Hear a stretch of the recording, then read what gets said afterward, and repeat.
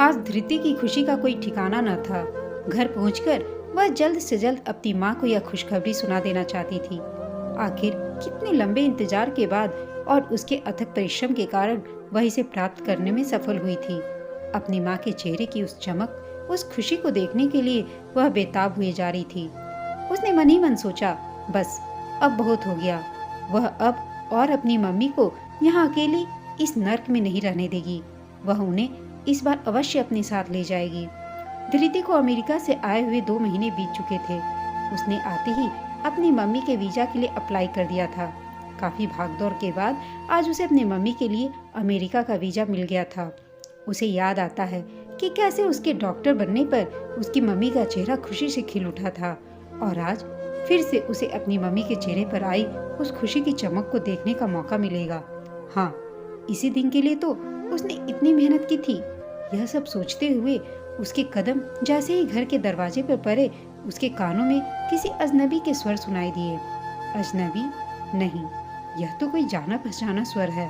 उसने कहाँ सुनी थी यह आवाज? घर का दरवाजा खुला हुआ था।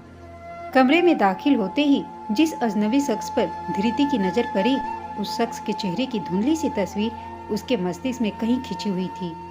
धृति की मम्मी ड्राइंग रूम के एक कोने में चुपचाप गर्दन झुकाए खड़ी थी। वहीं सोफे पर एक तरफ उसके मामा और नानी बैठे हुए थे और वह व्यक्ति सामने के सोफे पर बैठा हुआ था, चेहरे पे वही चिर परिचित अकर लिए हुए। कमरे के अंदर दाखिल होते ही धृति के कानों में नानी के ये शब्द सुनाई पड़े। वे उसकी मम्मी को समझाते हुए बड़े उपदेशात्मक स्वर में बोले जा रही थी। पति पत्नी का संबंध तो जन्म जन्मांतर का होता है रत्ना, उसे इतनी आसानी से तोड़ा नहीं जा सकता। आखिर विपिन बाबू सब कुछ भुलाकर तुम्हें एक बार फिर से अपनाना चाहते हैं, तो तुम्हारा भी यह दायित्व है कि तुम सब कुछ भुलाकर अपने पति विपिन को माफ कर दो।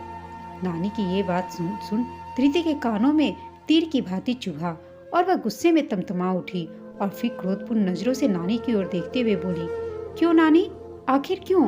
आखिर मम्मी को क्यों सब कुछ भूलकर इन्हें माफ कर देना चाहिए? धृति की इस तरह बीच में बोल पड़ना उसकी नानी को जरा भी नहीं भाया और वे अपनी आंखों के इशारे से धृति को चुप रहने का संकेत देते हुए बोली, तुम बीच में मत बोलो, तुम में अभी इतनी समझ नहीं है। अरे पति है यह इसका, पति की गलतियों को भुलाकर आगे बढ़ने में ही इसकी भलाई है।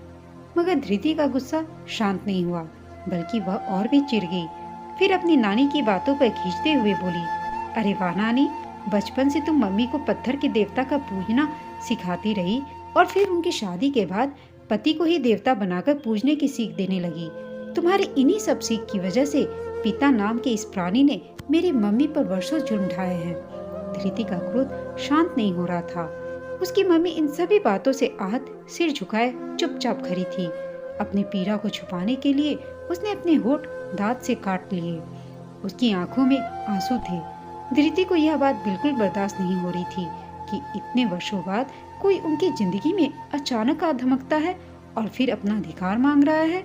उसके जेहन में बचपन की वह कड़वी यादें फिर से जीवंत होने लगी थी। उसके पिता विपिन द्वारा उसकी मम्मी पर किए जाने वाले असंख्य जुल्म, उन पर होने वाले अत्याचारों को वह कैसे भुला सकती है? उसका मन घृणा से भर उठा और फिर घृणा की दृष्टि से वह अपने पिता की ओर देखने लगी। तभी उसके कानों में उसके मामा के शब्द गूंज पड़े, चुप करो धृति, पिता है यह तुम्हारा, थोड़ी तो तमीज के दायरे में रहो तुम। मगर प्रकाश की बातों ने धृति के मन में पिता के प्रति उसकी नफरत को और भी भड़का दिया। वह गुस्से में बोली, पिता होने की कौन सी जिम्मेदारी निभाई है इन्होंने, जो आज अचानक पिता होने का अधिकार जताने आ गए? ये सिर्फ मेरे जन्म के कारण मात्र है, इससे ज्यादा कुछ नहीं। पढ़ाई लिखाई ने इस लड़की का दिमाग खराब कर दिया है। बीच में नानी बोली, डॉक्टर क्या बन गई, बड़ों से बात करने की तमीज ही भूल गई है। प्रकाश ने भी अपनी भांजी धृति पर आंखें तरेरते हुए कहा, बस यही सोच, इसी सोच की वजह से आप लोगों ने मम्मी की पढ़ाई छुड़वाकर इतनी कम उम्र में उनकी शादी करा दी। अरे आप लोगों ने यह तक नहीं देखा कि लड़का उम्र में इनसे कितना बड़ा है, उसका स्वभाव कैसा है।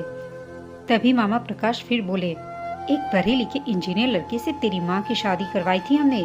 समाज में इससे बड़ी पहचान और इससे बड़ी रुतबा भला क्या चाहिए था इसे?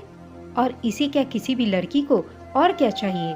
और फिर पढ़ लिख कर क्या हासिल कर लेती? ज्यादा पढ़ लिख कर कौन सी नौकरी करनी थी? आखिर घर ही तो संभालना था इसे। लेकिन इस जिम्मेदारी को भी ठीक तरह से निभा न सकी यह रत्ना। प्रकाश ने गरजते हुए कहा। भाई की बातें सुनकर रत्ना की आंखों से आंसू झलक पड़े। आखिर उसका क्या कसूर था? किस बात के लिए उसे दोषी ठहराया जा रहा था? उसकी आंखों से आंसुओं की अविरल धारा बहने लगी, जिनमें जाने कितने वर्षों का दर्द, पीड़ा, अवहेलना, प्रताड़ना जमा थी। जाने कैसी कैसी यातनाएं, कैसे कैसे नर्क का पानी जमा पड़ा था, जो आज रत्ना की आंखों से बहने लगा था। उसके मन पर अतीत की वे तमाम स्मृतियां एक एक कर उभर आई थी, जिन्हें वह भूले से भी याद नहीं करना चाहती थी। जिंदगी के जिस दुखद अध्याय को पीछे छोड़कर वह किसी प्रकार आगे बढ़ पाई थी, उसे ही अब दोहराने की कोशिश की जा रही थी। जिस व्यक्ति ने इतने वर्षों से कभी उसका हाल तक जानना जरूरी नहीं समझा, उसे उसकी बेटी पर अब अपना अधिकार चाहिए था। आखिर ये सब किस लिए? क्योंकि उसकी बेटी अब योग्य बन गई है। तब वह व्यक्ति कहाँ था? इस व्यक्ति ने तो सालों पहले उसे और उसकी बेटी को अकेली निसहाय छोड़ दिया था। दिल्ली से बनारस तक का सफर भूखी प्यासी ने अकेले ही तय किया। हाथ में 1 रुपया तक नहीं था। सोचते सोचते रत्ना का शरीर निशक्त हो गया। वह दीवार का सहारा लेकर वहीं जमीन पर घुटनों के बल बैठ गई। आज यहाँ तक पहुँचने में माँ बेटी ने कौन कौन से दिन न देखे, कैसे कैसे कष्ट उन्होंने न सहे। उसकी बेटी ने अपने परिश्रम, अपनी काबिलियत के दम पर यह मुकाम हासिल किया था। उसके डॉक्टर बनने के सपने को पूरा करने में उसने जी तोड़ मेहनत की थी, छोटी मोटी नौकरी तक की। जिंदगी के इन कठिन संघर्षों ने धृति को बहुत ही समझदार बना दिया था।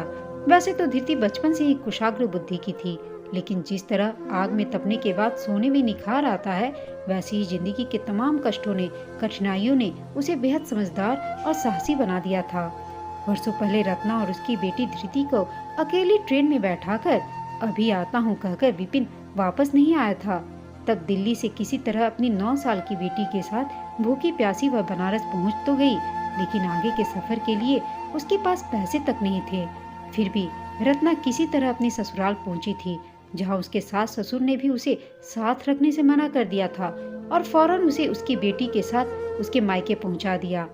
रत्ना अपनी ससुराल वालों की आंखों में उसी वक्त से कांटों की तरह चुभ रही थी, जिस वक्त उसने बेटी को जन्म दिया। और अब उसके पति के द्वारा इस प्रकार से त्यागे जाने से उन लोगों ने भी अपना पल्ला झाड़ लिया था।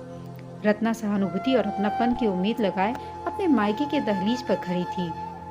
अपनी कल्पनाओं में उसने सोचा कि माँ अभी आकर उसे सीने से लगा लेगी, भाई प्यार से उसके सिर पर हाथ रखेगा, उस पर हुए जुल्म के लिए उसके पति और उसके ससुराल वालों से जवाब तलब करेगा। परंतु इसके ठीक विपरीत माँ और भाई ने तब भी उसे ही दोषी करार दिया। उसका कोई अपराध नहीं होते हुए भी वह उनके समक्ष एक अपराधी की भांति खड़ी थी। और अपराध भी क्या, अपनी गृहस्थी ठीक से नहीं चला सकने का अपराध, अपने पति को खुश नहीं रख सकने का अपराध। और पति भी कैसा, जिसे रत्ना की बोलने, उठने, बैठने, हंसने तक पर आपत्ति थी। बेहद संकीर्ण मानसिकता का पति। रत्ना उसके सभी अत्याचार चुपचाप सहती रहती, और फिर एक दिन उसने बेटी को जन्म देने का अपराधी भी उसे घोषित कर दिया गया और यह कहकर उसका तिरस्कार कर दिया गया, तुम्हें अपने पति एवं ससुराल वालों के साथ निभाना नहीं आया, जरूर तुमने ही कुछ गलती की होगी। अरे 4 बातें ही सह लेती तो क्या हो जाता, आखिर वह तुम्हारे ससुराल वाले हैं। माँ ने भी उसकी कमियां गिनाई थी यह कहकर, तुम्हारी शादी करके हमने अपने सिर का बोझ हल्का कर लिया था, लेकिन अब वापस आकर हमारे सिर का बोझ बढ़ा दिया है तुमने। अरे समाज और बिरादरी का कुछ तो ख्याल रखा होता, भाई ने धिक्कारते हुए कहा था। आंसुओं में डूबी रत्ना के पास अपनी ही माँ और भाई के द्वारा तिरस्कार का दुख झेलने के अलावा और कोई चारा न था। उसकी 9 साल की बेटी सहमी हुई सी अपनी माँ के पल्लू को थामे हुए अपनी ही नानी और मामा के द्वारा अपनी ही माँ को तिरस्कृत होते उस समय देख रही थी। लाचार और बेबस रत्ना ने तब बस इतना कहा था, मैं आप सब पर बोझ नहीं बनूंगी, मैं कुछ भी करके कोई भी काम अपने लिए ढूंढ लूंगी।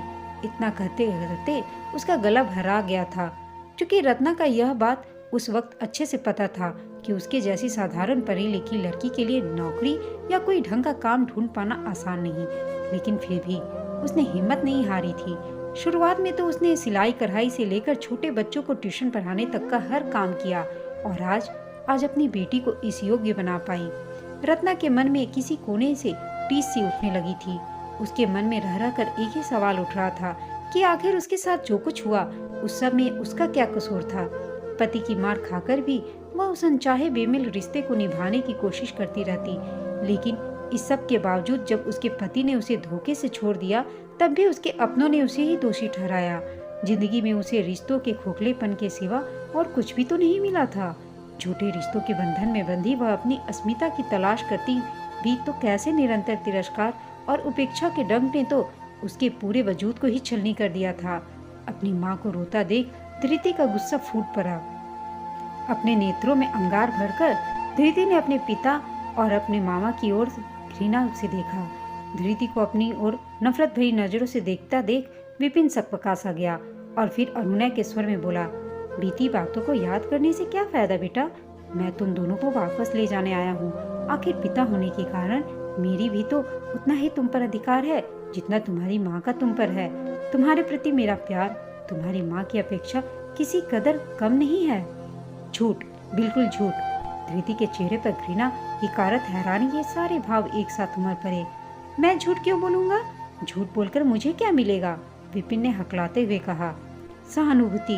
आप खुद को लाचार दिखाकर सहानुभूति बटोरने की कोशिश कर रहे हैं और फिर इस सब के पीछे आपका कोई ना कोई निजी स्वार्थ तो छिपा ही है। आप व्यर्थ का दिखावा ना करें, इससे कुछ भी हासिल नहीं होगा। आपने मम्मी पर जो भी अत्याचार किए हैं आपके गुनाहों की कोई माफी नहीं है। हम दोनों की जिंदगी में आपकी कोई आवश्यकता नहीं है। आप मेरे लिए सिर्फ एक अजनबी हैं। मिस्टर विपिन, एक पिता की जरूरत तुम्हें जिंदगी के हर मोड़ पर पड़ेगी। धृति, मैं तुम्हें वह सुरक्षा और संरक्षण देना चाहता हूँ जिसकी तुम हकदार हो और जो एक बेटी के रूप में तुम्हें अपने पिता से मिलना चाहिए।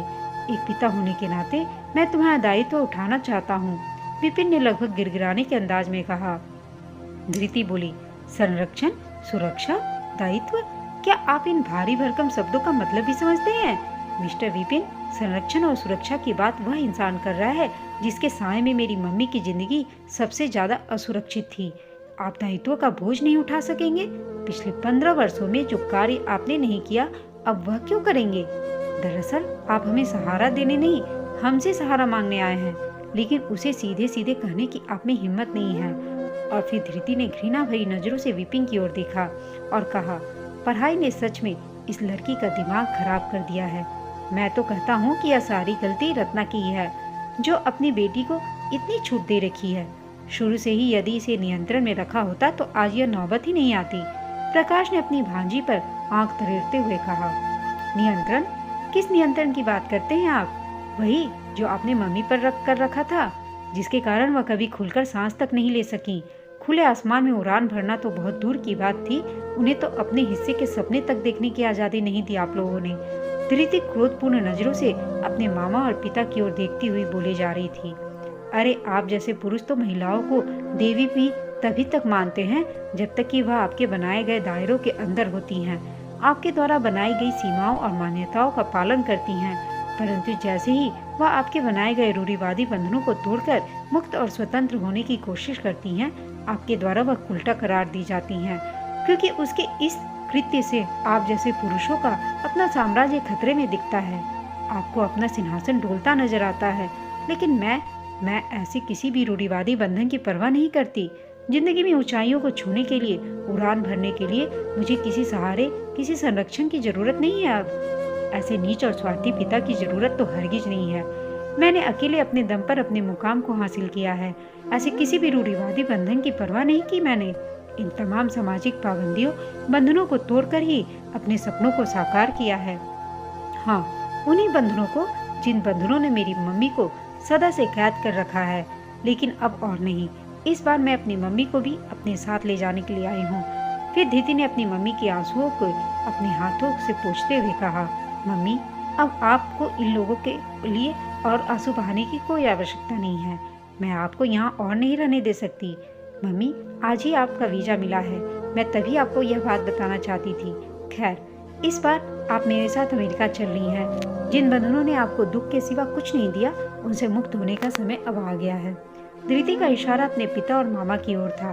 आप अगले हफ्ते ही मेरे साथ अमेरिका के लिए उड़ान भरेंगी। और यह कहते हुए धृति अपनी माँ को लेकर अपने दूसरे कमरे में चली गई। और फिर कुछ दिनों के बाद वो अपनी माँ के साथ हमेशा के लिए अमेरिका चली गई। दोस्तों, आपको यह कहानी कैसी लगी कमेंट करके बताइएगा।